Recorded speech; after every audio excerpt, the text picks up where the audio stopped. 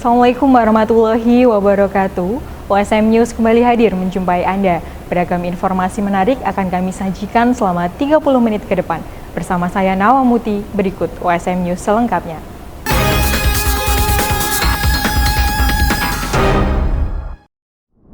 Universitas Semarang menjadi perguruan tinggi yang berhasil menerima 3 penghargaan sekaligus pada November 2023 ini.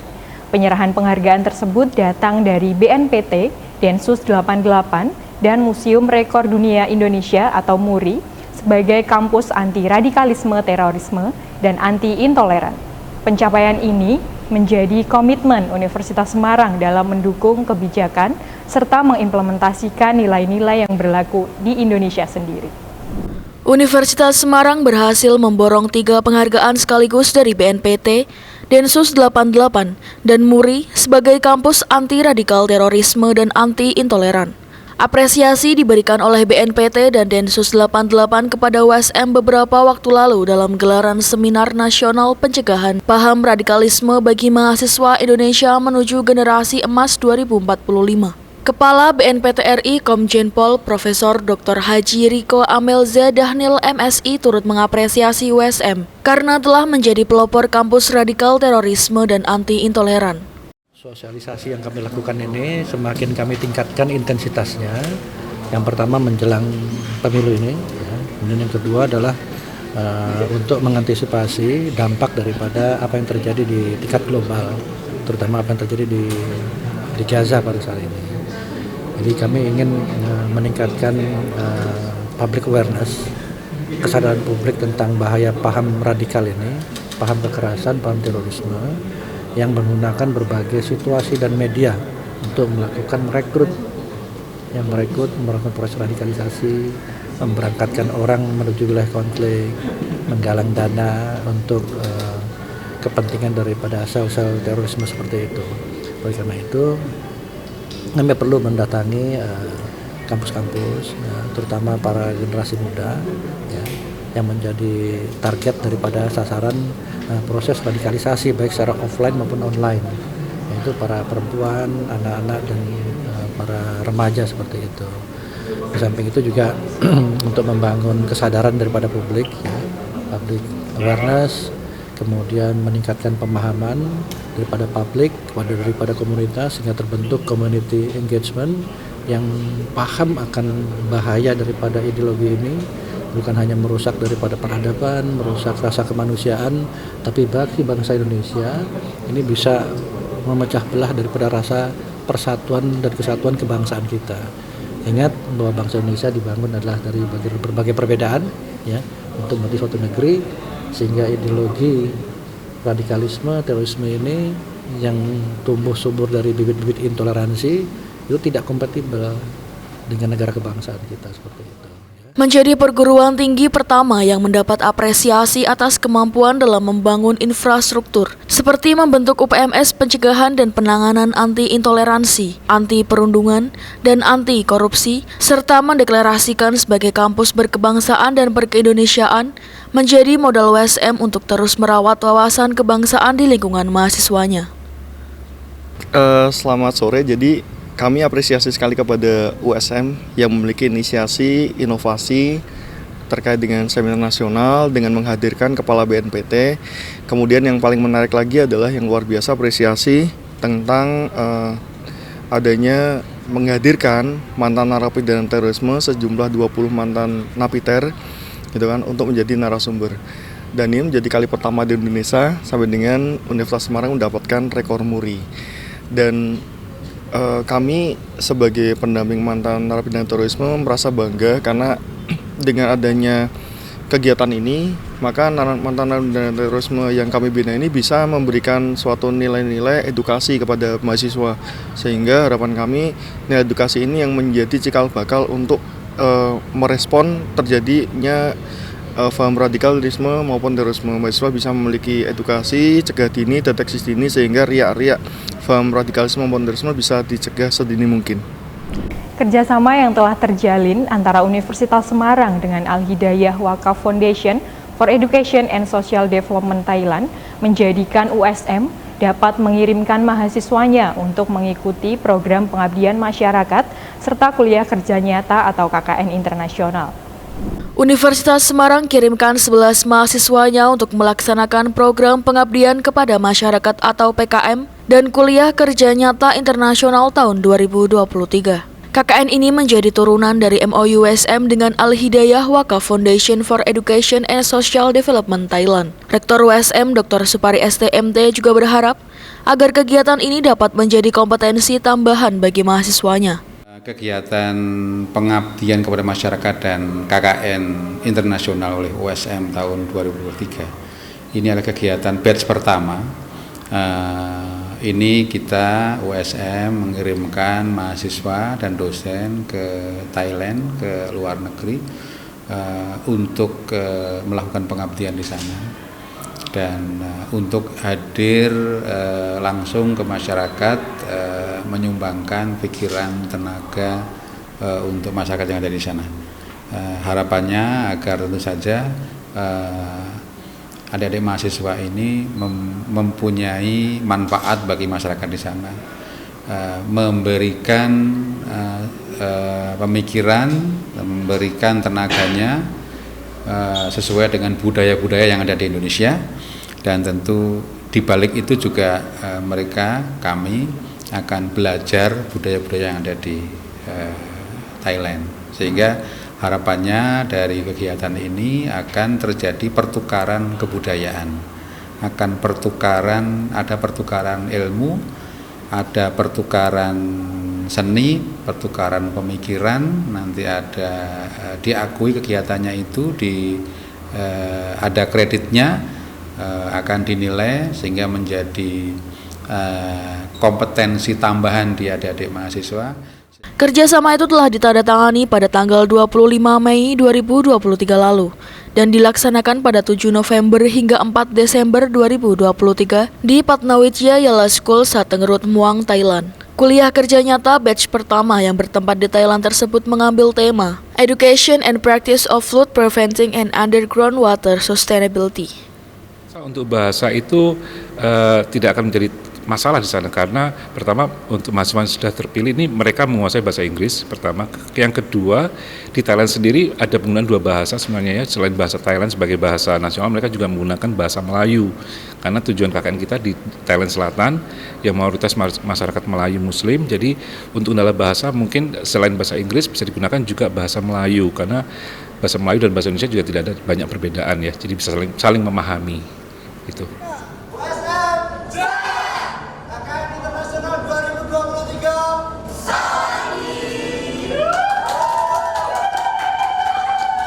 Tetap bersama kami di USM News.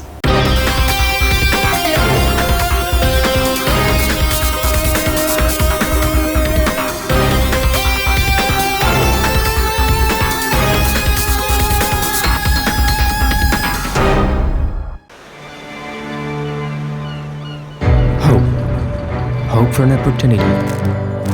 Hope for a change. Having the right to dream creates a space of equality for the younger generations who were born with limitations. Every person has a dream, but not all can foster egotism. The genuine desire that springs from the depth of the heart, with the hope to wander far, to achieve the ever-growing dreams and enthusiasm. This journey cannot stop at all, since here the future of the country, the motivation in reaching a dream is no longer a worry, but rather something worth fighting for. To gather the willpower in building the nation, striving with great impulses, with a variety of arrows that fly fast. There will always be a goal that deserves tenacity. To understand the enduring struggle, to sincerely wish success for those we love, in having appreciation, in providing a vessel for those who excel. Slow, but surely, the freedom to pursue education should be given wholeheartedly. Indonesia is a nation with millions of young people eager for knowledge, passionate about accelerating, working for the country, and inspiring as well. Never hesitate to nurture your dreams and to be visionary. To the younger generations, we entrust our future. So, erase the differences, and together, we collaborate in raising the standard of our education. This is a long journey worth appreciating in terms of opening up possibilities, for giving a purpose to live in.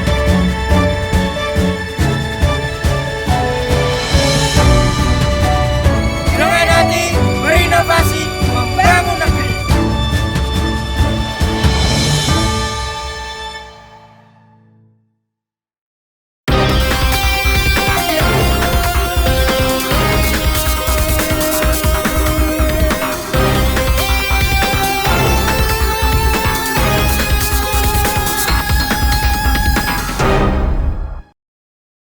Pemirsa, mahasiswa Universitas Semarang turut serta dalam kegiatan sosialisasi Pertukaran Mahasiswa Merdeka atau PMM keempat tahun 2024 di Universitas Semarang. Kegiatan pertukaran ini memiliki tujuan agar mahasiswa mampu memahami keberagaman suku, budaya, dan adat sehingga persatuan pun semakin kuat. Bertempat di ruang telekonferensi lantai 8 Menara USM, sebanyak 82 mahasiswa Universitas Semarang ikuti sosialisasi Pertukaran Mahasiswa Merdeka 4 tahun 2024. Kegiatan yang diadakan beberapa hari yang lalu tersebut diikuti dan dihadiri oleh 5 orang panitia Kemendikbudristek Pusat. Program Pertukaran Mahasiswa Merdeka atau disebut dengan PMM itu sudah berjalan sampai dengan PMM 4. Yang insya Allah akan dilaksanakan semester genap tahun 2024 tahun depan gitu ya. Kemudian target kita adalah 15.505 mahasiswa di PMM 4 ini yang yang diharapkan itu terjadi penyebaran ya tiap-tiap pulau yang seragam gitu. Jadi tidak hanya di Pulau Jawa saja, tidak hanya di Pulau Sumatera, Kalimantan yang selama ini itu kebanyakan mahasiswa yang peserta PMM dari Pulau Jawa dan Sumatera. Ya. Kemudian arah dan tujuan dari PMM ini adalah memberikan kepahaman kepada mahasiswa yang dengan mengikuti kegiatan ini maka bisa memahami bahwa Indonesia itu adalah terdiri dari banyak sekali perbedaan yang itu nanti harus disikapi dengan benar ya sehingga nanti muncul toleransi, muncul saling menghargai yang kedepannya itu muncul sebuah sikap ya empati dan itu semua tercermin dalam kegiatan MN mulai dari kebinekaan, kemudian dari refleksi, kemudian dari inspirasi yang seterusnya itu diwujudkan dalam bentuk empati dengan nama adalah kontribusi sosial. Besarnya partisipasi mahasiswa dalam program Pertukaran Mahasiswa Merdeka ditunjukkan melalui keberadaan 30.000 akun yang telah mendaftarkan diri. Kegiatan PMM yang diharapkan dapat menjadi sarana bagi mahasiswa untuk mengetahui kekayaan budaya Indonesia dan dapat mengakomodir perbedaan yang ada di bangsa ini. Dalam rangka memperingati Hari Pahlawan Nasional, keluarga besar SMA Negeri 4 Semarang melaksanakan upacara di halaman sekolah. Kegiatan upacara peringatan Hari Pahlawan 10 November tahun 2023 ini diikuti oleh seluruh warga Semapa dan upacara dilaksanakan dengan hikmat. Halo pemirsa USM TV dan halo warga Semapa. Kembali bersama saya Katalisa dan hari ini tanggal 10 November 2023 SMA Negeri 4 Semarang mengadakan upacara peringatan Hari Pahlawan. Saat ini saya sudah bersama dengan salah satu petugas yang tadi mengisi upacara. Saya sudah bersama dengan Keiza. Nah Keiza, bagaimana nih tanggapan kamu tentang upacara hari ini? Baik, untuk upacara kali ini di peringatan Hari Pahlawan itu udah alhamdulillah lancar, bisa ke-handle dengan baik, petugasnya juga prepare dengan baik. Nah, kalau untuk harapan Keiza untuk kedepannya nih gimana? Untuk harapannya pasti tentu siswa-siswi SMA Negeri 4 Semarang bisa lebih menghargai jasa para pahlawan. Begitu. Baik, terima kasih Keiza. Halo pemirsa USM TV dan halo warga Semapa, kembali bersama saya Katalisa dan hari ini tanggal 10 November 2023 SMA Negeri 4 Semarang mengadakan upacara peringatan Hari Pahlawan. Nah, saat ini saya sudah bersama dengan Bu Fajar, salah satu narasumber kita yang sangat hebat sekali. Bu Fajar, bagaimana nih tanggapan Bu Fajar mengenai upacara hari ini? Ya, sebelumnya selamat pagi semuanya ya. Terima kasih mendapatkan kesempatan untuk diwawancara nih terkait dengan upacara peringatan Hari Pahlawan tanggal 10 November yang pada hari ini jatuh pada hari Jumat ya. Tentu saja di sini Bu Fajar selaku pembina OSIS SMA Negeri 4 Semarang sangat mengapresiasi bahwa kegiatan yang namanya upacara, apapun itu upacara bisa dilaksanakan di SMA 4 ya. Dan salah satunya adalah peringatan upacara tanggal 10 November. Jadi pada dasarnya upacara tidak hanya sekedar upacara, tapi bagaimana membentuk karakter siswa SMA 4. Salah satunya menghormati, menghargai jasa-jasa pahlawan. Dan kalau kita bisa cermati ya nak ya, pahlawan itu kan tidak hanya pahlawan kemerdekaan, tetapi ada pahlawan revolusi, pahlawan pendidikan ya.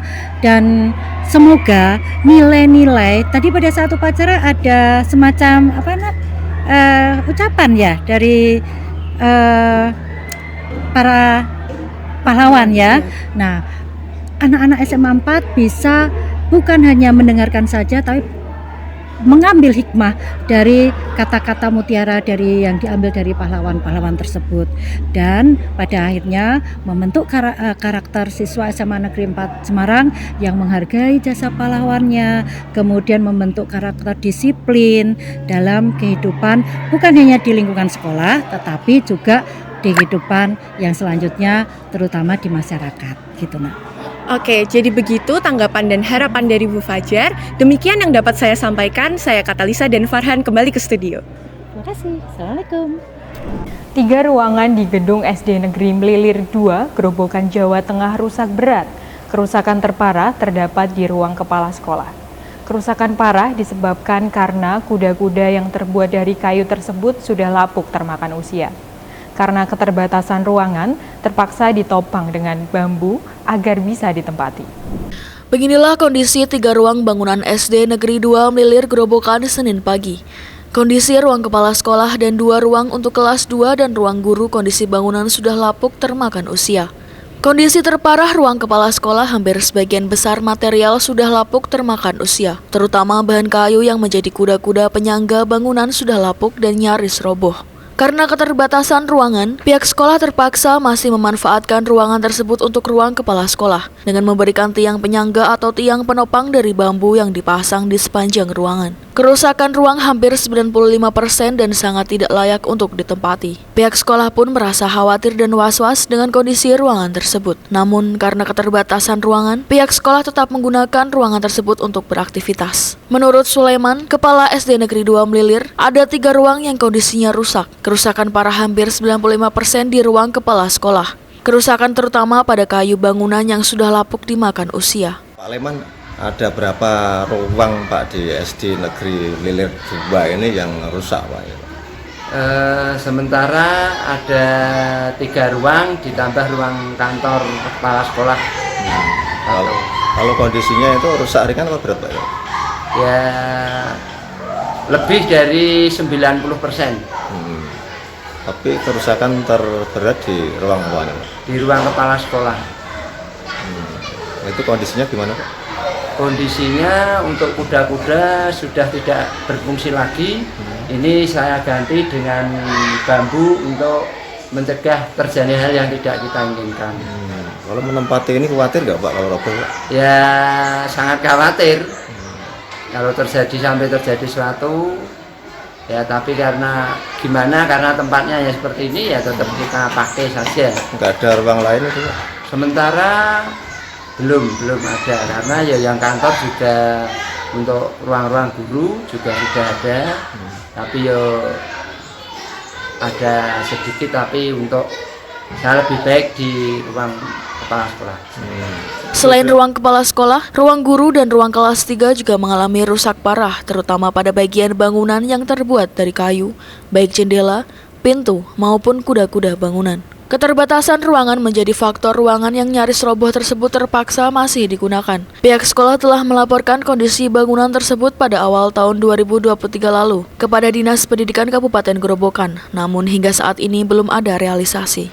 Sudah pernah diajukan ke dinas, Pak? Seketika itu ada kejadian, saya langsung laporan ke pihak Korwil, langsung ditindaklanjuti.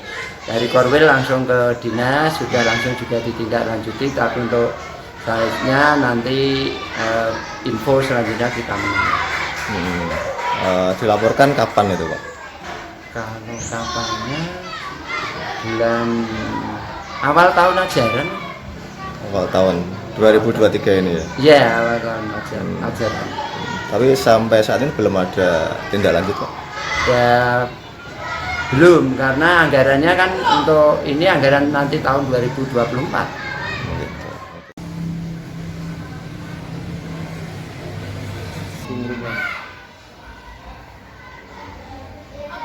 Jangan kemana-mana, tetap bersama kami di USM News.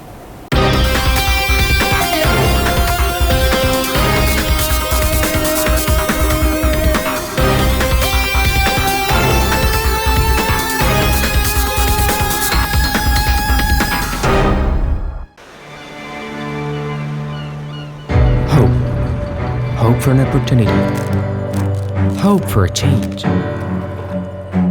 Having the right to dream creates a space of equality for the younger generations who were born with limitations. Every person has a dream, but not all can foster egotism. The genuine desire that springs from the depth of the heart, with the hope to wander far, to achieve the ever-growing dreams and enthusiasm. This journey cannot stop at all, since here the future of the country, the motivation in reaching a dream is no longer a worry, but rather something worth fighting for. To gather the willpower in building the nation, striving with great impulses, with a variety of arrows that fly fast. There will always be a goal that deserves tenacity. To understand the enduring struggle, to sincerely wish success for those we love. In having appreciation, in providing a vessel for those who excel. Slowly, but surely, the freedom to pursue education should be given wholeheartedly. Indonesia is a nation with millions of young people eager for knowledge, passionate about accelerating, working for the country, and inspiring as well. Never hesitate to nurture your dreams and to be visionary. To the younger generations, we entrust our future. So, erase the differences, and together, we collaborate in raising the standard of our education. This is a long journey worth appreciating in terms of opening up possibilities, for giving a purpose to live.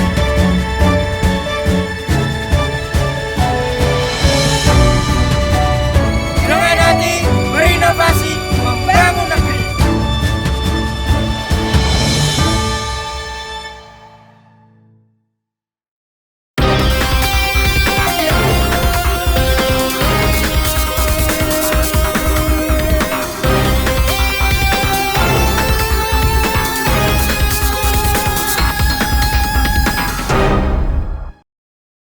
Perjalanan 27 finalis PKM UB menjadi finalis PIMNAS tahun 2023 tidaklah mudah. Dibutuhkan waktu 10 bulan sejak Februari bagi mereka untuk mengikuti setiap tahapan yang ditentukan hingga lolos menjadi finalis PIMNAS. Panjangnya proses yang dilalui oleh para peserta diawali dengan seleksi internal UB hingga seleksi nasional. Diharapkan menjadi bekal yang matang bagi para finalis dalam menjalani sesi final di kampus Unpad Bandung. Para finalis program PKM dari Universitas Brawijaya menjalani proses yang cukup panjang hingga masuk menjadi finalis pada PIMNAS ke-36 yang akan berlangsung pada akhir pekan ini di kampus Universitas Padjadjaran Bandung. Sebanyak 27 tim yang lolos ini merupakan yang terbaik dari sekitar 750 proposal mahasiswa UB yang diseleksi sejak awal Februari tahun 2023. Koordinator PKM UB Dr. Abu Bakar Sambah menjelaskan bahwa proses seleksi yang dijalani para mahasiswa panjang dan beragam. Praktis kami 10 bulan ini mendampingi mahasiswa di program kreativitas mahasiswa mulai bulan Februari kita melaksanakan sosialisasi, kemudian launching 1.500 proposal, kemudian kita melaksanakan screening di awal bersama 20 reviewer internal kami sampai memperoleh 750 proposal yang dikirim. Kemudian ada waktu tunggu beberapa bulan begitu, kemudian mulailah pengumuman untuk lolos pendanaan 8 bidang itu. Alhamdulillah 112 tim kami itu lolos di pendanaan yang melibatkan sekitar 450-an mahasiswa. Kemudian 8 bidang itu berjalan pelaksanaan PKM-nya, kemudian kami dampingi dengan pendampingan baik itu online maupun offline. Kemudian 2 bidang insentif itu juga alhamdulillah 10 tim, setelah itu 10 tim diumumkan lolos di insentif karena di PKM itu ada 8 bidang pendanaan, ada 2 bidang insentif. Jadi ada 112 tim di pendanaan ya yang lolos, kemudian dua bidang di insentif itu ada 10 tim yang lolos. Kemudian kami melaksanakan pendampingan sampai akhirnya bulan kemarin sekitar 27 tim terdiri dari sekitar 133 mahasiswa yang terlibat lolos ke PIMNAS. Saat ini 27 tim yang lolos berisi sekitar 132 mahasiswa sudah menjalani sesi karantina internal UB sebelum diberangkatkan menuju Bandung. Para finalis ini dilepas secara resmi oleh Rektor UB Profesor Widodo yang memberikan suntikan semangat kepada finalis untuk memberikan yang terbaik pada ajang final PIMNAS. Dari Malang, tim liputan UB TV untuk WSM TV Semarang. Pemirsa, Festival Zaman Pembaharuan selalu menarik ribuan pengunjung untuk merasakan suasana tersebut. Bagaimanakah suasana Festival Zaman Pembaharuan dahulu? Selengkapnya akan terangkum dalam 5 km.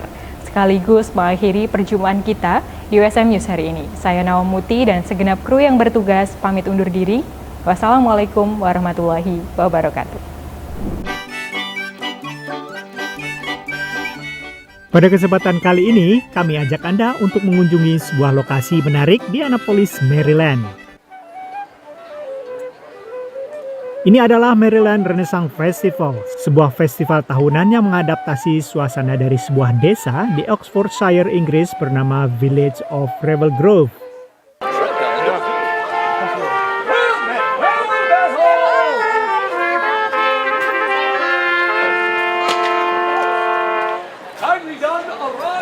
I am His Royal Highness King Henry VIII, and we are here this day attending a harvest festival with members of the royal court are just now approaching, and we are about to have a little show here.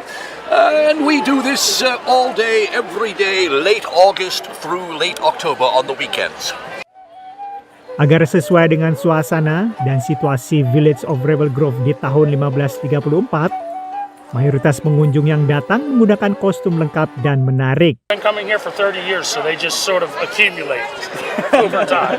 I don't know where they come from, they just show up. Seperti layaknya sebuah desa pada masanya, di sini kita juga bisa menemui tempat-tempat menarik seperti pengrajin lampu, pembuat koin hingga panggung pertunjukan dan hal-hal menarik lainnya. Apa yang bagus? Ada jousting, ada the braiders ini. The people that do the braiding. Makanan apa yang enak? Turkey leg. Karena penasaran, saya pun menuju ke lokasi yang menjual kaki kalkun atau turkey leg. Nah, ini dia nih namanya turkey leg, kaki kalkun.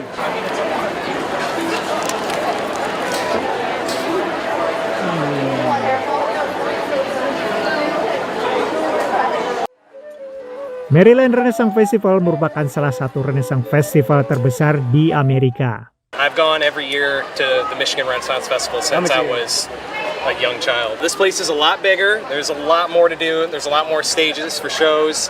It's less backpipe. Dari Annapolis, Maryland, Ronan Zakaria dan Alam Burhanan untuk 5 Kilo VOA. Sampai jumpa.